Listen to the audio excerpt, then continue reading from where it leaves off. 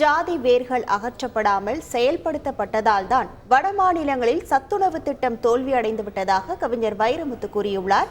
திருச்சியில் நடந்த கலைஞர் நூற்றாண்டு நிறைவு விழாவில் பங்கேற்று அவர் ஆற்றிய உரையின் சிறு துளியை பார்ப்போம்.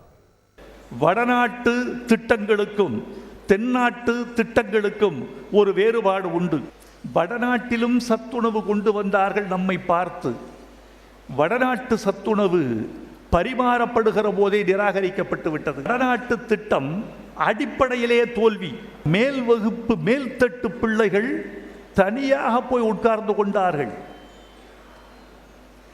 கீழ்த்தட்டு மாணவர்கள் தனியாக ஒதுக்கப்பட்டார்கள். சமைக்கிற பெண்கள் தலித்து பெண்களாக இருந்தால் அந்த சோறு குப்பையில் கொட்டப்பட்டது. என்ன காரணம் தெரியுமா?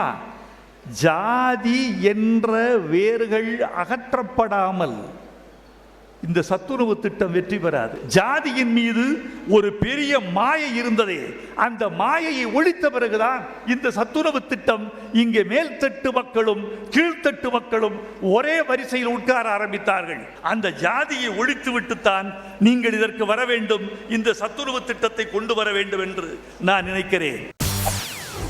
செய்திகளை உடனுக்குடன் தெரிந்து கொள்ள உடனே சப்ஸ்கிரைப் பண்ணுங்க.